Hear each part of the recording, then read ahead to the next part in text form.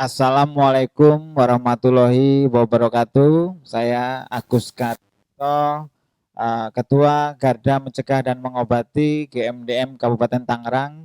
Menurut Impres nomor 2 tahun 2020, kami BNN Provinsi Banten dan GMDM Kabupaten Tangerang bekerja sama dalam rencana aksi nasional P4GN yang akan diisi oleh pemateri atau pembicara yang berkompeten di dalamnya. Dan pada sore hari ini kita akan berdiskusi dengan Dr. Ade Nurhilal Desrina, penanggung jawab Klinik Pratama BNN Provinsi Banten. Baik, selamat datang Ibu di talkshow sore hari ini selaku penanggung jawab Klinik Pratama, Bu. Ya, Terkait masalah rehabilitasi yang ada di Provinsi Banten ini. Ya. Karena sangat perlu sekali Bu masyarakat mengetahui tentang apa itu rehabilitasi dan prosesnya seperti apa, karena banyak terjadi di masyarakat Bu, ketidaktahuan masyarakat tentang ketika keluarga atau saudara atau tetangga atau teman ketika menjadi pecandu mau datang kemana? Ya, bingung. Mau lapor ke kepolisian takut ditangkap Bu karena ketidakpengetahuan, apalagi lapor ke BNN Bu, ngeri gitu ya. Iya, makanya perlu sekali penyampaian penjelasan ke masyarakat tentang apa itu rehabilitasi yang ada di BNN Bu. Nah, standar Bu, apakah rehabilitasi itu Bu? Biar masyarakat tahu rehabilitasi itu apa. Kita ngomong rehabilitasi nanti masyarakat nggak tahu Bu. Makanya kita sampaikan dulu apa itu Bu rehabilitasi itu. Jadi sebenarnya rehabilitasi itu ada dua, rehabilitasi medis dan rehabilitasi sosial. Jadi rehabilitasi medis itu adalah suatu kegiatan terapi terpadu untuk membebaskan seorang pecandu atau penyalahguna dari penggunaan narkotika. Sementara rehabilitasi sosial itu adalah suatu kegiatan juga yang terpadu pemulihannya baik fisik, mental maupun psikologisnya sehingga si pecandu dan atau penyalahguna ini bisa berfungsi kembali di kehidupan masyarakat. Dengan cara apa Bu orang ini bisa ketahuan bahwa ini harus rehabilitasi rawat jalan atau rawat inap, itu ada proses apa Bu di BNN ini Bu? Iya. Yang pertama itu kalau untuk menentukan dia rehabilitasi, kalau ada yang medis itu Pak, itu adanya di rawat inap. Memang. Kalau yang dirawat jalan kita cukup rehabilitasi sosial. Gitu. Jadi untuk tahu seseorang pecandu atau penyalahguna, apakah dia dirawat inap, apa dirawat jalan, itu ada prosesnya. Yang pertama kita akan melakukan namanya ASIS. ASIS itu wawancara menanyakan tentang jenis narkoba apa yang dipakainya dalam 3 bulan terakhir. Oh, itu terbaca lewat ASIS itu. Jadi konsumsi obat apa supaya mengetahui nanti apa tingkat kecanduannya seperti apa. Termasuk minum bodrek kelihatan Bu, kebaca Bu di situ. Ada. Oh, ada ya? Ada, karena di kategorinya itu ada zat-zat lain. Iya. Seperti karena itu. ada kandungan benzonya di dalamnya. Kalau ini kemudian sudah dilakukan ASIS, itu kan ASIS hanya 3 bulan terakhir dan hanya mengetahui tentang jenis pemakaiannya dalam 3 bulan. Kemudian ada namanya tahap asesmen. Nah, di asesmen inilah kita akan gali lebih dalam apa sih penyebab seseorang ini memakai narkotika. Oh, jadi ada dua cara, ASIS dan asesmen. Iya, benar. ASIS dan asesmen. Jadi dari 2 tahap ini maka bisa ditentukan scoringnya. Kalau dari ASIS itu ada scoring dengan sedang berat. Kemudian dari asesmen nanti digabung dengan ASIS untuk mengetahui rencana tindak lanjutnya. Apakah dia dirawat inap ataukah dia cukup konseling dengan rawat jalan seperti itu. Tapi di BNN Provinsi Banten ini khusus untuk rawat inap atau rawat jalan Bu?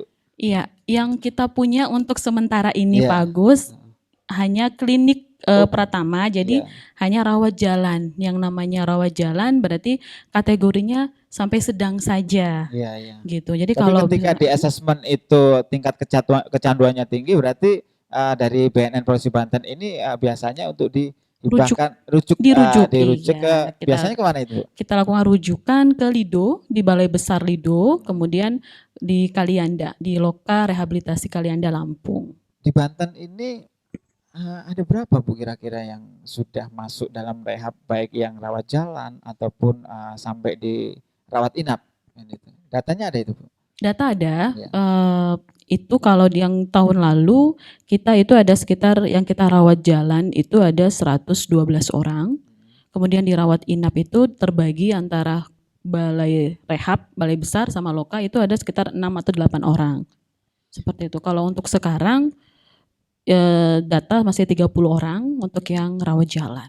Nah itu biasanya itu dari 100 berapa tadi Bu Dokter? 112. 112 itu rata-rata datang dengan kesadaran diri ingin sembuh atau hasil mungkin dari berantasnya ya, mungkin dari penangkapan, di assessment akhirnya diputuskan karena ini pengguna, pecandu, penyalahguna akhirnya untuk direhab.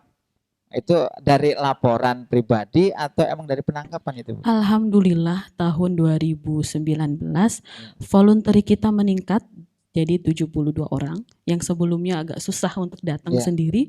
Alhamdulillah masyarakat kita sudah mulai ada timbul kesadaran untuk datang ke sini pingin pulih, pingin diobatin seperti itu. Artinya BNN Provinsi Banten ini khususnya di bidang rehab sudah bisa mampu memberikan wawasan ke masyarakat bahwa ini bukan sesuatu yang harus ditakuti ketika memang dia Benar. menjadi korban atau pecandu. Benar. Jangan takut-takut datang ke BNN untuk Benar sekali. direhab. Nah, Ya. terkait masalah rehab itu layanan rehabilitasi di BNN Banten itu layanannya seperti Bu prosesnya Bu? Iya, yang ada beberapa tipe klien ya. Ya. Yang pertama itu adalah voluntary, kemudian itu ada yang dari tangkapan, artinya dia ditangkap tapi murni penyalahguna. Penyalahguna. Iya, itu. Kemudian ada yang dari putusan pengadilan. Putusan pengadilan dia putusan dari pengadilannya adalah rehabilitasi 3 bulan seperti itu. Ya sama tadi seperti saya bilang tadi, semua klien itu sama masuknya dengan ASIS atau assessment. Cuman membedakannya adalah persyaratannya mungkin ya Pak ya. Nah ini menarik Bu persyaratan. Jadi ketika orang datang juga ke BNN, apa yang saya bawa dan Benar. prosesnya seperti apa? Benar. Nah ya. yang lebih menarik lagi Bu, rata-rata orang penyalahguna, mohon maaf nih agak di bawah apa ya? Mungkin kemampuan finansial atau segala macam itu terpengaruh. Takutnya di BNN ini rehab ini bayar atau gitu gratis Bu, biar masyarakat mengetahui. Benar. Kan Iya. gitu. Ya. Jadi semua layanan baik itu rawat jalan maupun rawat inap itu gratis. Dari BNN. Iya, gratis. Nah mudah-mudahan dengan penyampaian ini masyarakat lebih punya kesadaran. Benar. Ketika ada keluarganya yang menjadi pecandu, untuk jangan takut datang ke BNN, jangan takut untuk konsultasi, jangan takut untuk dirawat di sini karena semua gratis Bu ya. Iya gratis. Iya karena emang selama ini banyak terjadi masyarakat kurang mengetahui itu. Benar. Mudah-mudahan dengan sosialisasi kita pada hari ini masyarakat lebih paham dan mudah-mudahan juga nggak ada yang direhab Bu karena masyarakat di Banten ini sudah nggak ada yang menjadi pecandu Bu.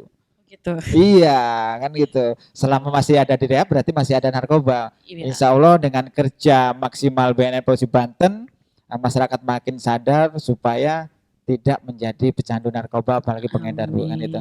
Nah syarat-syaratnya tadi disebutkan mungkin ada yang lain Bu. Mungkin ada KTP atau benar. Nah itu penanggung jawab mungkin Bu. Iya, persyaratannya itu kalau untuk si pecandunya KTP, tapi kalau misalnya masih pelajar atau tidak punya KTP bisa pakai KK. Ya. Kemudian harus ada wali. Wali itu yang kalau bisa yang kandung atau yang tinggal bersamanya karena seorang pecandu atau penyalahguna ini kan orang yang sakit ya. Orang yang sakit itu tidak bisa sendiri. Dia akan dia butuh support system, dia butuh keluarga yang selalu ngedampingi. Seseorang yang sakit misalnya sakit diabetes atau gula, minta obat juga dia tidak bisa sendiri, dia harus ada orang pendamping. Kemudian itu tadi pendamping juga harus dilengkapi dengan KTP juga. Kemudian nanti ada pas foto. Mungkin yang harus diiniin adalah materai. Materai itu memang harus disediain dari keluarga dari si klien. Biasanya Bu dari pelaporan sampai proses ini di assessment ini sampai ini dinyatakan rawat jalan atau ini harus nginap itu prosesnya berapa lama Bu dari BNN itu Bu? Biasanya sih 1-2 hari karena memang dari juknisnya untuk assessment itu maksimal kita lakukan dalam 7 hari. Gitu. Jadi dengan kita punya petugas yang kompeten juga, jadi 1 hari kita usahain itu sudah ASIS, sudah asesmen, dan sudah ada RTL-nya seperti itu. Oke Bu, terkait masalah syarat-syarat mungkin masyarakat mudah-mudahan sadarlah mengetahui bahwa syarat-syaratnya pun tidak dipersulit Bu di BNN ini kan itu. Tidak. Nah untuk selanjutnya itu tren penyalahguna narkoba Bu. Iya. Itu yang direhab di BNN Polres Banten ini rata-rata di usia berapa Bu? Usia produktif atau usia yang udah mungkin menjelang usia tua atau mungkin ada anak-anak di sini Bu? Dari anak sekolah mungkin dari SMP atau Iya, kalau untuk usia terakhir kita data itu usia 18 sampai 35 tahun. Itu Berarti yang banyak, usia Bu. produktif ya.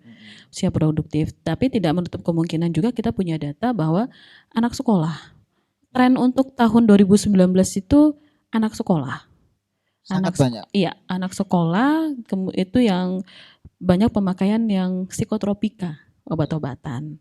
Artinya ketika trennya itu banyak anak-anak sekolah, berarti narkoba ini menyasar sudah sangat memprihatinkan sekali sampai Dia anak-anak menyasarnya sekolah. ke generasi muda ya. Artinya gimana sih ingin menghancurkan Indonesia ya pasti Iya. dari generasinya muda. Karena narkoba adalah akarnya semua permasalahan. Ibarat kata kalau pohon, narkoba itu adalah akarnya. Ketika akar pohon itu sudah terkena racun, pasti mati pohon itu, Bu. Termasuk bangsa ini. Kalau generasi penerus bangsa sudah menjadi pecandu narkoba semua, masa depan Indonesia seperti apa Bu? Dan kita lagi makanya luar biasa sekali BNN Banten yang sudah bekerja maksimal memberikan edukasi ke masyarakat tentang bahwa pecandu itu orang sakit yang harus diobati, bukan di penjara Bu ya. Bukan. Kan gitu. Karena yang terjadi selama ini rata-rata masyarakat sepertinya apapun, berapapun jenis narkoba yang dipakai atau yang dibawa semua dipenjarakan Bu. Nah ini perlu pemahaman juga. Jadi ketika orang ini menjadi pecandu murni atau korban penyalahgunaan narkoba, mereka harus diobati Bu, harus disembuhkan.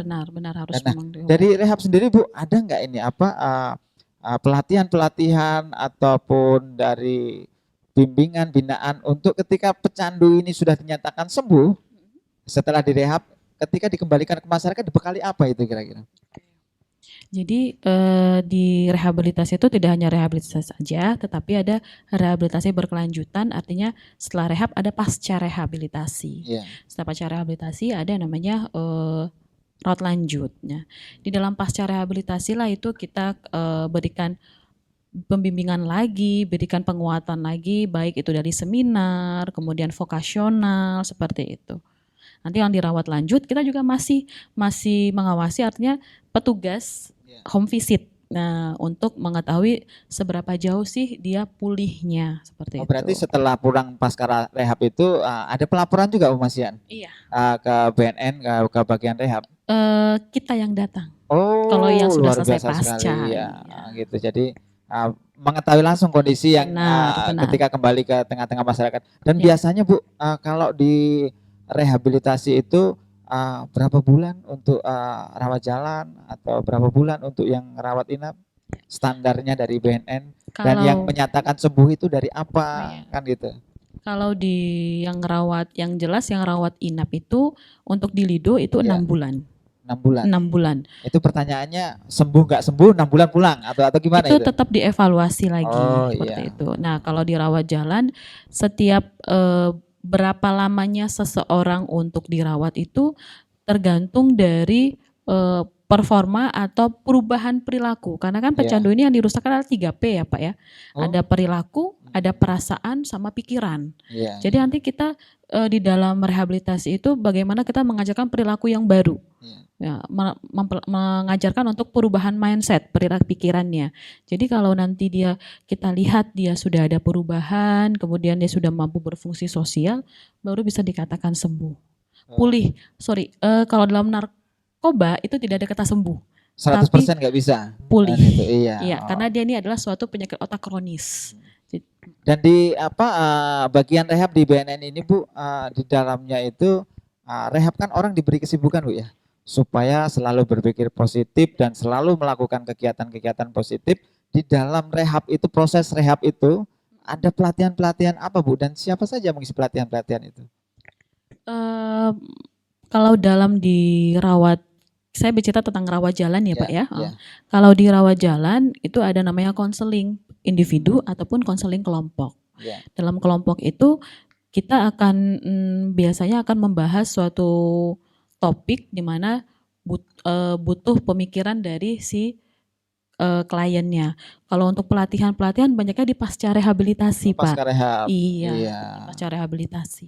Tapi ada ya apa bentuk-bentuk pemberian keterampilan untuk orang-orang yang direhab.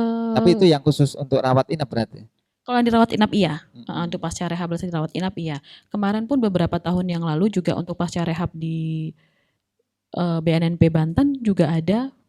Nah ini biar masyarakat juga mengetahui Bu. Nah ini ketika rawat jalan ini, biar masyarakat juga tahu nanti ketika ada keluarganya yang di rehab rawat jalan itu di mana Bu? Apa di BNN ini semua di BNN Provinsi Banten ini atau ada klinik yang mungkin klinik Pratama tadi itu di mana saja Bu kira-kira di Banten ini? Kalau di Provinsi Banten klinik itu ada di setiap BNN. Jadi Banten ini sudah punya BNNP provinsi, kemudian BNN kotanya itu ada 3.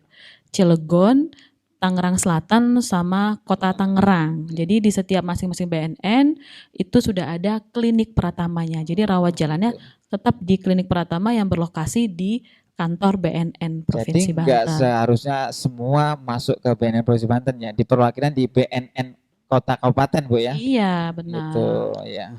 Terus cara-cara penanggulangan Bu terkait masalah itu tadi rehabilitasi itu. Jadi ada penanggulangan orang direhab itu diapakan segala macam itu. Tapi memang cenderung kalau di Banten ini baru rawat jalan Bu ya. Iya, karena baru Gitu. dari rawat jalan. Apa di situ ada dosis-dosis yang mungkin masih dipakai atau seperti apa? Ya, tadi seperti saya Dalam bilang. proses rawat jalan ini Bu. Iya, seperti saya bilang di awal tadi, dalam rawat jalan kita tidak ada pemberian obat. Tidak ada pemberian obat karena ini rehabilitasi sosial. Ya. Tapi artinya walaupun tidak diberi obat tapi diberikan pemantauan terus Bu ya. Iya, jadi pantau, diawasi benar supaya apa yang jangan sampai kembali lagi kan memakai iya, lagi. benar. Makanya kita butuh pendampingan keluarga. Karena kalau rawat jalan kan kita nggak intens ya. Iya. Si konselornya juga nggak intens untuk tahu dia gitu kan. Jadi kita butuh keluarga. Makanya nanti di pendaftaran awal itu ada inform consent Pak, inform consent keluarga bahwa dia bersedia untuk mendukung, untuk mengawasi lah ini si klien ini untuk datang ke sini, terus soal masalah tugas-tugas dia yang diberikan seperti itu. Oh baik Bu, terima kasih luar biasa sekali. Mudah-mudahan apa yang kita sampaikan pada sore hari ini memberikan pembelajaran kepada masyarakat masalah masyarakat yang menjadi keluarganya menjadi pecandu atau korban penyalahgunaan narkoba mengetahui prosesnya Bu ketika datang ke BNN dan tidak takut Bu atau benar. Rasa ketakutan yang luar biasa lah.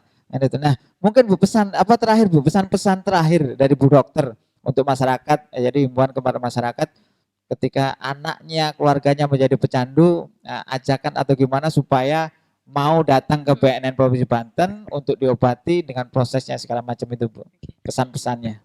Oke, kepada masyarakat Provinsi Banten, layanan rehabilitasi di Provinsi Banten itu gratis, tidak ada pembiayaan sama sekali, dan bila datang ingin sembuh, ingin pulih, jangan takut akan dipenjara atau seperti apa, itu tidak ada, karena murni ingin sembuh. Karena penyalahguna atau pecandu narkotika ini adalah suatu penyakit.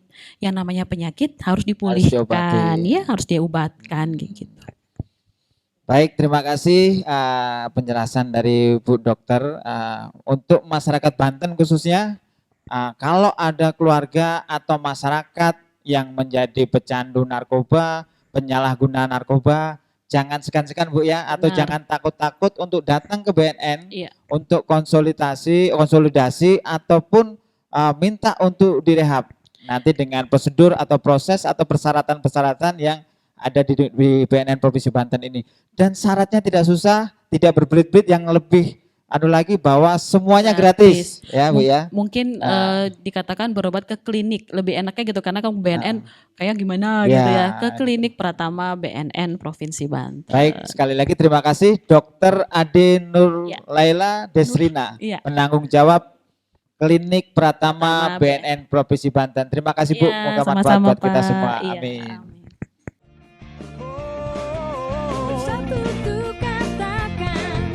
tidak pada narkoba.